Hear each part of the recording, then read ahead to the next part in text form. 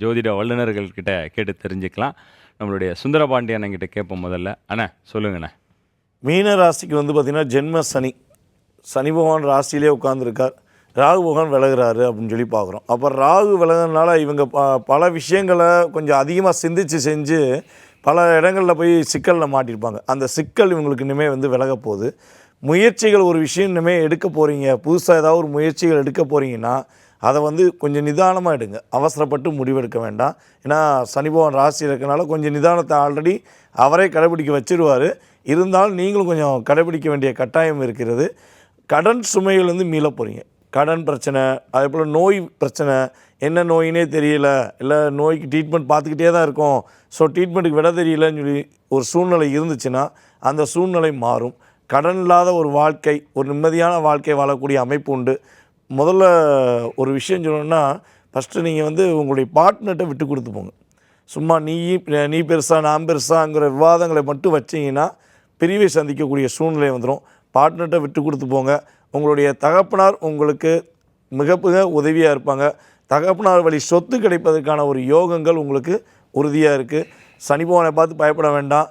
முடிஞ்சளவு ஞாயிற்றுக்கிழமை சனீஸ்வர பகவானை போய் வழிபாடு செய்யுங்க, அல்லது சிவன் கோயிலில் போய் மனசார உங்களால் முடிஞ்ச ஒரு உதவிகள் செஞ்சீங்கன்னா உங்களுடைய வாழ்க்கையில் நல்ல ஒரு மாற்றம் உண்டு, வெற்றிகரமான சூழ்நிலை உண்டு.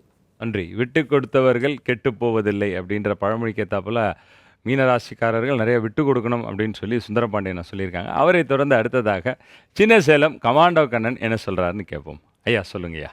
மீனராசிக்கு ஜென்ம சனி இது பொதுவான காமன் பலன்.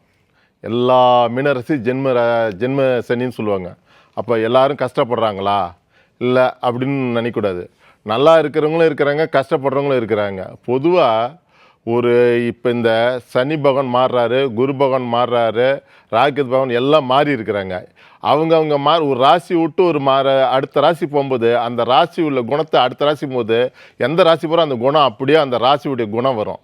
அதில் அந்த கிரகம் மாறுற இடத்துல முன்ன ஏதாச்சும் அவங்க ஜனன ஜாதகத்தில் கிரகங்கள் இருக்குதா, பாவ கிரகம் இருக்குதா, சுப கிரகம் இருக்குதுன்னா பார்க்கணும். ராசி அமைப்புலையும் பார்க்கணும், லக்ன ரீதியாகவும் பார்க்கணும், தசாபுத்தி பார்க்கணும்.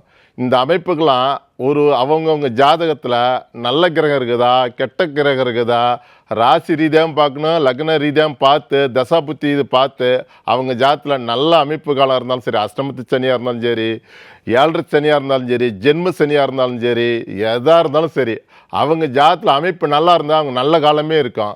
அவங்க கஷ்டமான கெட்ட கிரகங்கள் இருந்தால் அது கெட்ட காலம்தான். அது பார்த்து அவங்க ஒரு பக்கத்தில் அருகில் உள்ள ஒரு அஸ்ட்ராலஜரை ஜோதிடரை பார்த்து அதை அவங்க சரி செய்து கொள்ளணும்.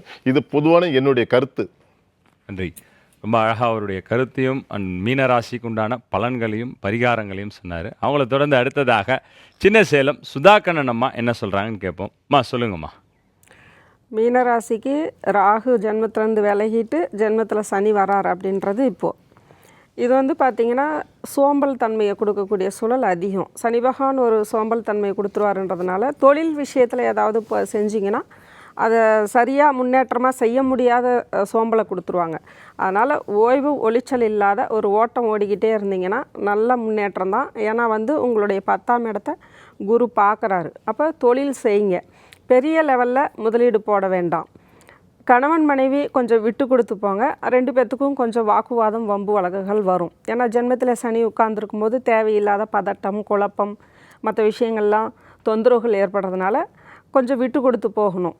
அடுத்தது குழந்தைகளோட விஷயங்களில் கொஞ்சம் அவங்கள கண்காணித்து அவங்களுக்கு படிக்கிற விஷயங்களில் கொஞ்சம் முன்னேற்றமாக கொண்டு போகணும். வழக்குகள், தீரா கடன், தீரா வழக்கு, தீராத நோய்கள், இந்த மாதிரியான சில விஷயங்கள் இருந்துச்சுன்னா அந்த விஷயங்கள்லாம் இப்போ உங்களுக்கு முடிவுக்கு வர்றதுக்கும் வாய்ப்பு இருக்குது. புதுசாக எதையும் ஏற்படுத்திக்காமல் இருக்கிறது ரொம்ப நல்லது. ஏன்னா புதுசாக வர்றதுக்கும் வாய்ப்பு உண்டு. ஏற்கனவே இருந்ததுன்னா தீர்ந்துடும், இல்லைன்னா புதுசாக வந்துடும். அந்த விஷயத்துலேயும் கவனமாக இருங்க. சனி பகவானை வழிபாடு பண்ணிக்கிட்டு நீங்கள் செய்யக்கூடிய தொழிலை செஞ்சுக்கிட்டே இருந்தீங்கன்னா உங்களுடைய உழைப்புக்கு ஏற்ற ஊதியம் கட்டாயம் உண்டு. ரைட். ரொம்ப அற்புதமான விஷயங்கள் எல்லாத்தையும் மீனராசி நேயர்கள் தெரிஞ்சுட்டு இருந்திருப்பீங்கன்னு நினைக்கிறேன். அவங்கள தொடர்ந்து அடுத்ததாக நம்மளுடைய நல்வாழ்க்கை ஜோதிடர் முகுந்தன் முரளி ஒரு அடைமொழியோடு ஆரம்பிப்பார். ஐயா சொல்லுங்க ஐயா. அன்பும் பக்தியும் எண்ணம் கொண்ட மீனராசி நேயர்களே, இந்த வருடத்தில் பொறுத்த வரைக்கும் ரொம்ப ஒரு சிறப்பான ஒரு அமைப்பாற்றல் கண்டிப்பாக உங்களுக்கு கொடுக்கும். 7.5 சனி நடக்குதுன்னு சொல்லி பெரிய பாதிப்புலாம் உங்களுக்கு கொடுக்காது. ஆனால் இருந்தாலும் வந்து பார்த்தீங்கன்னா எந்த ஒரு விஷயத்துலையும் கொஞ்சம் கவனமாக இருந்துட்டீங்கன்னா போதும், நிறைய வெற்றிகள்லாம் உங்களை தேடி வந்து அமைச்சு கொடுக்கக்கூடிய ஒரு அற்புதமான ஒரு ஆண்டாக இந்த ஆண்டுகள் உங்களுக்கு அமைய இருக்கின்றது. பொதுவாக தொழில் மாற்றங்கள், இடமாற்றங்கள், பொதுவாக இந்த இடத்துல பொறுத்த வரைக்கும் உள்ளூரில் விட்டு வெளியூரில் கிடைக்குதுன்னு வருத்தப்படாமல் சந்தோஷமாக போங்க. அதில் தான் நல்ல லாபமும் நிறைய வருமானங்களும் உங்களுக்கு நிறைய ஏற்படுத்தி கொடுக்கும். அதனால் வெளிநாட்டு யோகங்கள் உங்களுக்கு குடும்ப ஒற்றுமை பலங்களை பலப்படுத்தி கொடுப்பதற்கான அன்பு பாசங்கள் அதிகரிக்கக்கூடிய ஒரு அமைப்பாற்றலாக இந்த நேரத்தில் உங்களுக்கு உருவாக்கி கொடுக்க போகி இருக்கின்றது. அதே நேரத்தில் இந்த நேரத்தில் பொறுத்த வரைக்கும் கொடுக்கல் வாங்கல் சம்பந்தப்பட்ட விஷயத்தில் கொஞ்சம் கவனமாக இருக்க வேண்டும். கூட்டு குடும்பத்தில் இருக்கிறவங்க வார்த்தைகள்னால பல சங்கடங்கள் தொந்தரவுகளை ஏற்படுத்தி கொடுக்கும். பெண்கள்னால ஆண்களுக்கு, ஆண்கள்னால பெண்களுக்கும் தேவையில்லாத கருத்து வேறுபாடு பிரச்சனைகள்லாம் கொஞ்சம் ஏற்படுத்தி கொடுக்கும். அதனால் மன உளைச்சல் அதிகமாக ஏற்படுத்தி கொடுக்கும். கலைத்துறையில் இருப்பவர்களும் சினிமா துறையில் இருப்பவர்களுக்கும் இரட்டிப்பு லாபமும் இரட்டிப்பு வாய்ப்புகள்லாம் உங்களை தேடி அமைப்பாற்றல் ஏற்படுத்தி கொடுக்கும். உடல் ஆரோக்கியத்தில் மட்டும் ரொம்ப ரொம்ப கவனமாக இருக்க வேண்டிய காலகட்டங்களாக இந்த மீனராசிக்காரர்களுக்கு இருக்கின்றது.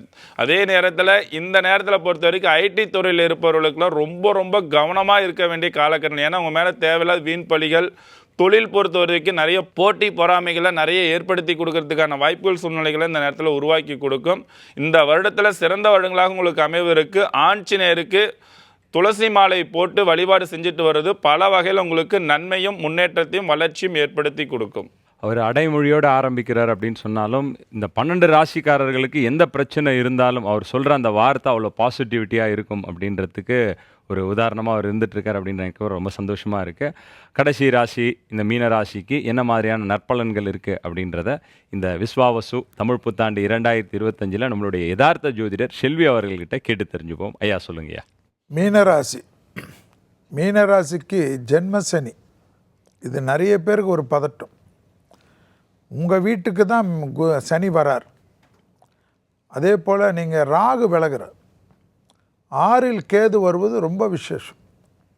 ராசிநாதன் 4ஆம் இடத்தில் கேந்திராதிபதியத்தில் இருந்தாலும் 10ஆம் இடமான தொழிலை பார்க்குறதுனால மீனராசிக்காரங்களுக்கு உத்தியோகத்திலும் தொழிலிலும் வியாபாரத்திலும் படிப்பிலும் இருந்த தடையெல்லாம் ஓடிடும். அரசு வேலைக்காக நிறைய பேரில் இருக்கக்கூடியதில் மீனராசிக்காரர்கள் அந்த வேலையை டக்குன்னு பிடிச்சிடுவாங்க. நீட்டில் அதிகமாக செலெக்ஷன் ஆகக்கூடிய ராசியில் பார்த்திங்கன்னா மீனம் வரும். அப்போ ஜென்மசனி ஏன் வேலை செய்யலைன்றதை பார்க்கணும். ஜென்மசனி இருந்தாலும் ராசிநாதன் பார்வைக்கு மிகப்பெரிய பலம். அதே போல் ரொம்ப நாளாக உடம்புல இருந்த ப்ராப்ளம் கண்டிப்பாக சால்வ் ஆகிடும். வண்டி வாகனம் நீங்கள் தான் கவனமாக இருக்கணும். அது ஜென்மசனியாக இருக்கட்டும், 7.5 சனியாக இருக்கட்டும், அதில் போயிட்டு வீலிங் பண்ணிக்கின்னு 4 சக்கர வாகனத்தை 2 சக்கரத்தில் ஓட்டினீங்கன்னா அதுக்கு உண்டான வேலையை அது காட்டும். கூடா நட்பு கேடு விளை. பழக்க வழக்கத்தில் ரொம்ப கவனமாக இருக்கக்கூடிய ராசியில் மீனம் வரும். குடும்பத்தில் அந்நியர் தலையீடு கூடாது. பிறர் குடும்ப விஷயத்தில் உங்களுடைய தலையீடு கூடவே கூடாது. உறவுக்காரங்க அவங்க இவங்கன்னெல்லாம் டென்ஷன் ஆனீங்கன்னா உங்கள் குடும்பத்தில் தேவையில்லாத குழப்பத்தை கும்மி அடிச்சுட்டு போயிடுவாங்க. அதில் ரொம்ப கவனமாக இருக்கும். சுபவரியம் நிச்சயமாக ஏற்படும். ரொம்ப நாட்களாக இருந்த கஷ்டம் போகும். வீடு இல்லையே வீடு கிடைக்கும், வண்டி இல்லையே வண்டி கிடைக்கும். அதே போல் சுபகாரியம் நடக்கலையே, ஆடை ஆபரணங்கள் கிடைக்கலையே, நகை கிடைக்கலையே, வைரம் கிடைக்கலையே, எல்லாமே கிடைக்கக்கூடிய அமைப்பு ஏற்படும். கடல் கடந்த உத்தியோகம், கடல் கடந்த தொழில், கடல் கடந்த வியாபாரம், அங்கெல்லாம் போய் செழிக்கக்கூடிய ராசிக்காரர்கள் மீன ராசிக்காரர்கள். அதே போல் மீன ராசிக்காரர்களுக்கு ஆன்மீகத்தில் இருந்த பிரச்சனை தீரும். கோயில் கட்டணும், அதை கட்டணும், இதை கட்டணும்னு நினச்சதெல்லாம் நடக்கும். ஸோ மீன ராசிக்காரர்களுக்கு ஃபஸ்ட்டு பரிகாரம் என்ன? டெய்லி ஒரு 25 தோப்புக்கரணமாவது போடணும். வயசானவங்களாக இருந்தாலும் சேரில் உட்காந்து செய்யக்கூடிய உடற்பயிற்சியெல்லாம் இப்போ நிறைய யூடியூப்பில் வந்துருக்கு. உடற்பயிற்சி செய்யலைன்னா மீனத்துக்கு கழுத்திலிருந்து முதுகு, அடிவயிறிலிருந்து கழிவு பாதையில் மிக மிக பிரச்சனைகள் நிச்சயமாக ஏற்படும். மற்றபடி உடற்பயிற்சி செய்யக்கூடிய மீன ராசிக்காரர் மேஷத்திலிருந்து மீனத்தில் பார்த்தால் மீனம் வெற்றிகரமான ராசிக்காரர்களாக இருப்பதையும் கவனத்தில் கொள்ள வேண்டும்.